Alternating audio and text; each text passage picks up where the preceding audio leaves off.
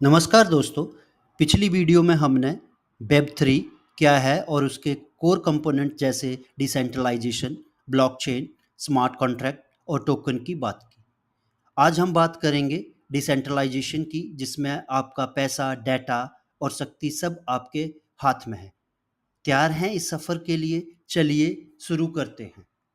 लेकिन रुकिए दोस्तों, क्यों इतना ज़रूरी है हर कंपोनेंट को डिटेल से जानना? क्योंकि आजकल मार्केट में कई कंपनियां सिर्फ एनएफटी या टोकन जैसे एक दो एलिमेंट को वेब थ्री का सपना बताकर बेच देती है और बाद में दिल तोड़ने वाले स्कैम से आपको धोखा दे जाती है। तो आइए देखते हैं डिसेंट्रलाइजेशन कैसे काम करता है। जैसे कि हमने पहले भी बताया है, डिसेंट्रलाइजेशन का सिंपल सा मतलब है पावर को शेयर करना। इस सिस्टम के चार टेक्निकल स्तंभ होते हैं, जिसमें कि ब्लॉकचेन जो है वो वेब थ्री की रीढ़ है।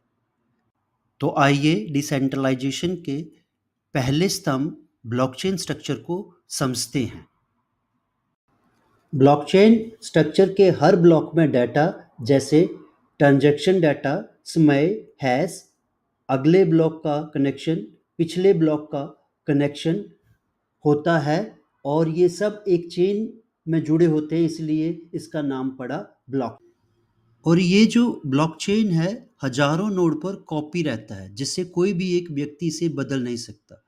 इसलिए कहा जाता है डिसेंट्रलाइजेशन में ब्लॉकचेन की हेल्प से जो डाटा है वो किसी एक व्यक्ति के पास नहीं है। मीन इसका जो सिस्टम है वो सेंट्रलाइज नहीं है। अगर हम बात करें तो हर ब्लॉकचेन की एक ट्रांजैक्शन स्पीड होती है। अगर मैं बिटकॉइन की बात करूं तो एवरेज ब्लॉक का जो टाइम है वो 10 मिनट है। इसी तरह एथेरियम में 12 सेकंड है। अब आपको यहाँ ये ध्यान रखना है कि स्पीड से, ट्रांजैक्शन स्पीड से कोई भी ब्लॉकचेन अच्छी या बुरी नहीं होगी, क्योंकि इस पे भ्रम फैलाया जा सकता है कि ये स्पीड, इसकी ट्रांजैक्शन स्पीड बहुत अच्छी है तो ये बहुत ब्लॉकचेन बहुत अच्छी होगी, और इसकी कम है तो ये अच्छी नहीं होगी। तो ये माइंड में रखो कि ब्लॉकचेन की स्पीड आपके पर्पज़ के हिसाब से डिसाइड की जाती है। आइए अब हम बात करते हैं डिसेंट्रलाइजेशन के सेकंड पार्ट की, जिसे कहते हैं peer to peer network. Peer to peer network mean ये ब्लॉकचेन का दिल है। जैसे हमने कहा डिसेंट्रलाइजेशन का दिल क्या है, ब्लॉकचेन। ब्लॉकचेन का दिल है पीयर टू पीयर। इसमें कोई सेंट्रल बॉस नहीं होता। हर कंप्यूटर, जिसे हम नोड कहते हैं, बाकी सबसे जुड़े होते हैं। अब मान लो किसी ने पैसे भेजे। ये ट्रांजैक्शन एक नोड से शुरू होती है और फिर ब्रॉडकास्ट होती है, यानी मैसेज की तरह आसपास के नोड को भेजी जाती है। हर नोड उस ट्रांजैक्शन को चेक करता है सही है या नहीं। अगर सही लगी तो वो भी आगे भेज देता है, गलत हुई तो वही रिजेक्ट हो जाएगी। ये पूरा प्रोसेस गॉसी प्रोटोकॉल से होता है। जैसे एक इंसान बताता है, फिर वो दूसरे को, और कुछ ही सेकंड में सबको खबर लग जाती है। यही इसकी ताकत है। अगर कोई एक नोड बंद भी हो जाए, बाकी पूरे नेटवर्क पर असर नहीं पड़ता, सिस्टम चलता रहता है फुल पावर में। तो अब अगली बार आप ब्लॉकचेन और बिटकॉइन का नाम सुने या किसी भी क्रिप्टो करेंसी का नाम सुने तो याद रखिए पी टू पी नेटवर्क ही इसकी रीढ़ है। मैं ये क्यों कहना चाहता हूँ, बिकॉज बहुत बार ऐसा देखा गया है, लोग एक ही एलिमेंट को लेके आपको क्रिप्टो करेंसी बेचने की कोशिश करते हैं, जबकि वो पी टू पी नेटवर्क में नहीं होती। और बहुत सारी एक्सचेंज, अब ये आप इसका नाम बताएंगे, आज पी टू पी नेटवर्क के ऊपर नहीं है और क्रिप्टो में डील कर रही। अब सवाल आता है, अगर कोई बॉस नहीं है तो फिर ये फैसला कौन करेगा कि कौन सी ट्रांजैक्शन सही है? यही काम आता है कंसेंसस मैकेनिज्म, यानी ब्लॉकचेन में सब नोड का आपसी एग्रीमेंट। कोई एक नोड डिसाइड नहीं करता, सब मिलकर तय करते हैं। अब यहाँ पे एक मैं छोटा सा एग्जांपल देता हूँ एग्रीमेंट का, जो सबसे पुराना है, जिसे प्रूफ ऑफ वर्क कहते हैं, बिटकॉइन में इस्तेमाल होता है।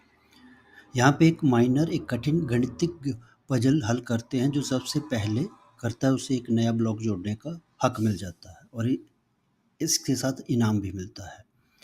अगर मैं बात करूँ, इसके अलावा भी बहुत सारे ऐसे मैकेनिज्म हैं जिसकी लिस्ट आगे दी गई है और बाद में हम इसे चेक करेंगे। तो इन मैकेनिज़्म के कुछ बेनिफिट भी हैं और कुछ नुकसान भी हैं, तो वो डिटेल में स्टडी करेंगे आने वाले वीडियो में। अगर मैं बात करूं बिटकॉइन में एनर्जी की जो खपत है वो 120 टेराबाइट घंटे पर ईयर है, जो कि एक बहुत बड़ा एनर्जी कंजप्शन है। तो यहाँ से ये अंदाज़ा लगाया जा सकता है कि बिटकॉइन पर्यावरण के लिए कितना हानिकारक हो सकता है। जैसा कि आप देख रहे हैं स्क्रीन पे, अगर ए ने पैसे भेजे तो बी को एनएफटी मिल जाए। इसे कहते हैं स्मार्ट कॉन्ट्रैक्ट, जो कि कोड में लिखे गए सेल्फ एग्जीक्यूटेड रूल होते हैं। अब ये जो कॉन्ट्रैक्ट है या तो सेल्फ एग्जीक्यूटेड होंगे या फिर डिसेंट्रलाइज ऑटोनोमस ऑर्गेनाइजेशन, मीन ऐसे लोग जिन्होंने टोकन होल्ड करके रखे वो वोट करके फैसला लेते हैं कि कोड क्या होगा और ये कैसे काम करेगा।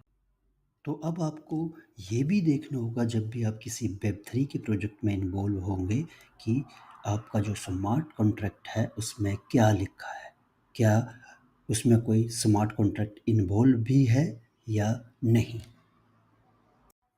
दोस्तों, अगर अब हम बात करें वेब3 का डिसेंट्रलाइजेशन अब सिर्फ थ्योरी नहीं असलियत बन चुका है। जैसे अगर हम बात करते हैं बिटकॉइन, काम है इसका करेंसी ट्रांसफ़र करना बिना बैंक के और पीयर टू पीयर एक एग्जांपल है डिसेंट्रलाइजेशन पे।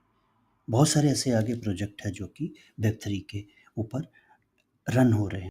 तो दोस्तों, बिटकॉइन डिसेंट्रलाइज वेब3 का एक बहुत बड़ा प्रोजेक्ट है, लेकिन ये बहुत सारी सेंट्रल एक्सचेंज के ऊपर लिस्टेड है। तो अब आप कमेंट करके ये बताएं कि इससे क्या नुकसान हो सकते हैं। डिसेंट्रलाइजेशन भविष्य है, पावर वहाँ होनी चाहिए जहाँ लोग हैं। क्या आप तैयार हैं इस बदलाव का हिस्सा बनने के लिए? तो जुड़िए और मिलते हैं अगली वीडियो में। धन्यवाद।